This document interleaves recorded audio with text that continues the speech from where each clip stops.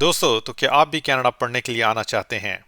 تو میں یہاں آپ کو بتاتا چلوں کہ کینیڈا کا شمار ان چند ممالک میں ہوتا ہے جہاں دنیا کی ٹاپ رینکڈ یونیورسٹیز ہیں، اور جہاں سے ڈگری حاصل کرنے کے بعد آپ کو کبھی بھی اس پریشانی سے دوچار نہیں ہونا پڑے گا کہ آپ کی حاصل کی گئی ڈگری کو گلوبلی ریکگنائز نہیں کیا جائے گا۔ یہی وجہ ہے کہ پوری دنیا سے بہت سے انٹرنیشنل اسٹوڈنٹس ہر سال کینیڈا کی یونیورسٹیز اور کالجز میں ایڈمیشن کے لیے اپلائی کرتے ہیں۔ آج کی اس ویڈیو میں آپ کو تفصیل سے بتاؤں گا کہ کینیڈین گورنمنٹ نے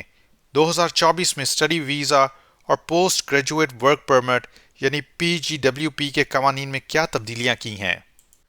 کینیڈا کے اسٹڈی ویزا کے لیے اپلائی کرنے سے پہلے آپ کا ان نئے قوانین سے آگاہ ہونا بہت ضروری ہے تاکہ آپ بہتر طریقے سے کینیڈا کے حوالے سے اپنے تعلیمی سفر کا آغاز کر سکیں۔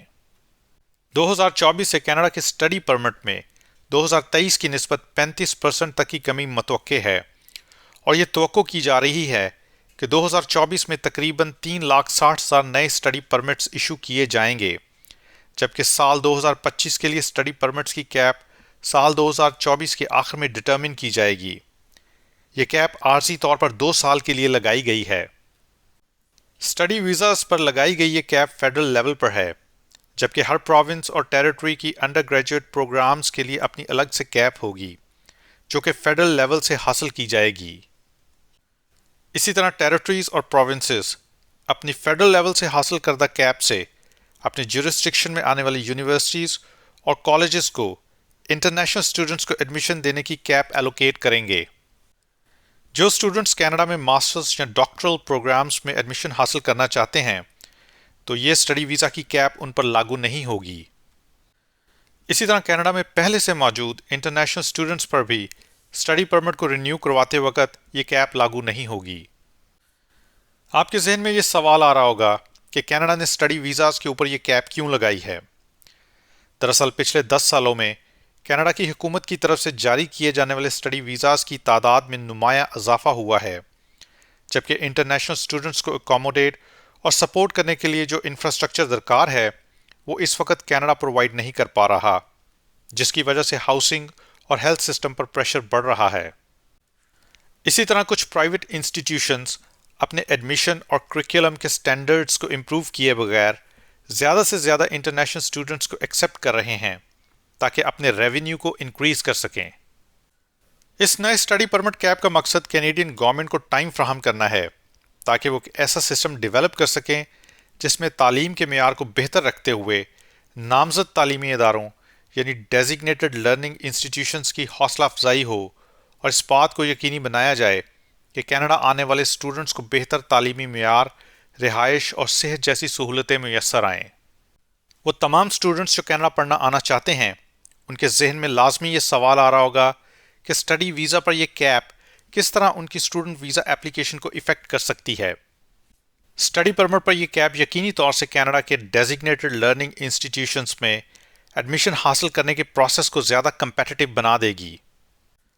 ڈیزگنیٹڈ لرننگ انسٹیٹیوشنز وہ ایجوکیشنل انسٹیٹیوشنز ہیں جن کو پروونشنل یا ٹیریٹوریل گورنمنٹس نے انٹرنیشنل اسٹوڈنٹس کو ہوسٹ کرنے کے لیے اپروو کیا ہے۔ لہٰذا اسٹڈی ویزا کے لیے اپلائی کرنے کے لیے آپ کو کسی بھی ڈیزگنیٹڈ لرننگ انسٹیٹیوٹ سے ایکسیپٹنس لیٹر چاہیے ہوگا۔ اگر آپ آلریڈی کینیڈا میں اسٹوڈنٹ ویزا پر ہیں اور جس انسٹیٹیوشن میں آپ اسٹڈی کر رہے ہیں اس کا DLI اسٹیٹس یعنی ڈیزگنیٹڈ لرننگ انسٹیٹیوشن کا اسٹیٹس ختم ہو جاتا ہے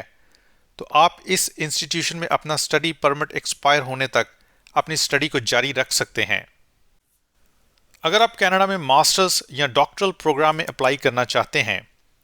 تو یہ کیپ آپ پر لاگو نہیں ہوگی، جبکہ وہ اسٹوڈنٹس جو بیچلرز ڈگری، ڈپلوما یا سرٹیفکیٹ پروگرامز میں انرول ہونا چاہتے ہیں وہ سب اسٹڈی ویزا کیپ کی وجہ سے اسٹڈی ویزا کے لیے کوالیفائی کرنے میں مشکلات کا سامنا کر سکتے ہیں۔ انٹاریو، برٹش کولمبیا اور نووا اسکوشیا پروونسز میں اسٹڈی پرمٹس پر کیپ کی وجہ سے اسٹوڈنٹس کو ان پروونسز میں انٹرنیشنل اسٹوڈنٹس کے زیادہ رجحان کی وجہ سے کمپٹیشن کا سامنا کرنا پڑ سکتا ہے۔ 22 جنوری 2024 کے بعد سے اسٹڈی پرمٹ کی اپلیکیشنز جمع کروانے والے اسٹوڈنٹس کو اب ایکسیپٹنس لیٹر کے ساتھ ساتھ اپنے انسٹیٹیوشن کے پروونس یا ٹیریٹری سے پروونشنل اٹیسٹیشن لیٹر بھی لینا ہوگا جو کہ ڈیزگنیٹڈ لرننگ انسٹیٹیوٹ آپ کو ایڈمیشن دینے کے بعد آپ کے بہاف پر اپلائی کرے گا۔ یہ پروونشنل اٹیسٹیشن لیٹر شو کرے گا کہ پروونس نے انٹرنیشنل اسٹوڈنٹس کی الاؤ کی گئی اسٹڈی پرمٹ کیپ سے تجاوز نہیں کیا ہے، لہٰذا اب آپ کو لیٹر آف ایکسیپٹنس اور فائنینشیل پروف کے علاوہ پروونشنل اٹیسٹیشن لیٹر بھی چاہیے ہوگا، اور اس کے بغیر آپ اسٹڈی ویزا کے لیے اپلائی نہیں کر سکیں گے۔ کینیڈا کا اسٹڈی پرمٹ پر کیپ کا یہ نیا rule existing study permit holders کو ان کا اسٹڈی پرمٹ ایکسٹینڈ یا رینیو کرواتے وقت لاگو نہیں ہوگا۔ اسی طرح سے پوسٹ گریجویشن ورک پرمٹ کی بات کریں تو پہلے وہ انٹرنیشنل اسٹوڈنٹس جو 8 ماہ سے زیادہ کا اسٹڈی پروگرام کمپلیٹ کرتے تھے پوسٹ گریجویشن ورک پرمٹ کے لیے اپلائی کرنے کے لیے ایلیجیبل ہوتے تھے، جبکہ اب وہ انٹرنیشنل اسٹوڈنٹس جو ایلیجیبل اسٹڈی پروگرام کو ڈیزگنیٹڈ لرننگ انسٹیٹیوشن سے مکمل کریں گے پوسٹ گریجویٹ ورک پرمٹ کے اہل ہوں گے۔ یہاں پر جو خاص بات ذہن میں رکھنے والی ہے وہ یہ ہے کہ نہ ہی ہر ڈیزگنیٹڈ لرننگ انسٹیٹیوشن اور نہ ہی ہر اسٹڈی پروگرام آپ کو پوسٹ گریجویٹ ورک پرمٹ کے لیے ایلیجیبل کرے گا،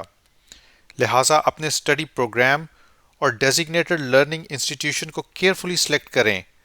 تاکہ اسٹڈی مکمل کرنے کے بعد آپ open postgraduate work permit کے لیے بغیر کسی ایشو کے اپلائی کر سکیں۔ Postgraduate work permit programme میں ایک اور اہم چینج یہ ہے کہ ماسٹر ڈگری پروگرام مکمل کرنے والے اسٹوڈنٹس اب 3 سالہ ورک پرمٹ کے اہل ہوں گے، جبکہ پریویسلی ورک پرمٹ کی لینتھ کا تعین اسٹڈی پروگرام کی لینتھ سے کیا جاتا تھا۔ پہلے ماسٹر ڈگری مکمل کرنے والے 1 یا پھر 2 سالہ ورک پرمٹ کے اہل ہوتے تھے۔ کینیڈا نے ماسٹر ڈگری مکمل کرنے والے اسٹوڈنٹس کے postgraduate work permit programme کی لینتھ میں اضافہ کر کے انہیں کینیڈا میں کام کرنے کا تجربہ حاصل کرنے اور یہاں کے امیگریشن پروگرامز کے لیے اہل ہونے کے لیے مزید وقت دیا ہے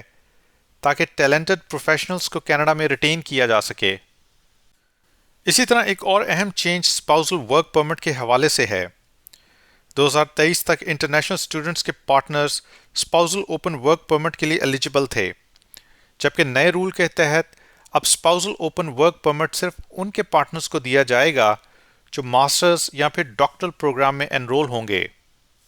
جبکہ انڈر گریجویٹ یا کالج پروگرامز میں انرول اسٹوڈنٹس کے پارٹنر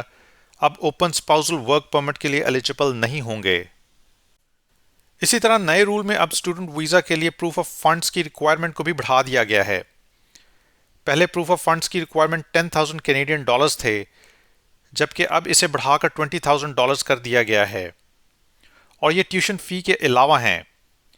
آپ کو یہ فنڈز کینیڈا میں اپنے لیونگ ایکسپنس کو میٹ کرنے کے لیے شو کرنا ضروری ہوں گے۔ کینیڈا نے پروف آف فنڈز کی ریکوائرمنٹ اس لیے بڑھائی ہے تاکہ آنے والے اسٹوڈنٹس کینیڈا میں بڑھتی ہوئی کاسٹ آف لیونگ کو آسانی سے میٹ کر سکیں اور بغیر کسی پریشانی کے اپنے اسٹڈی پر فوکس کر سکیں۔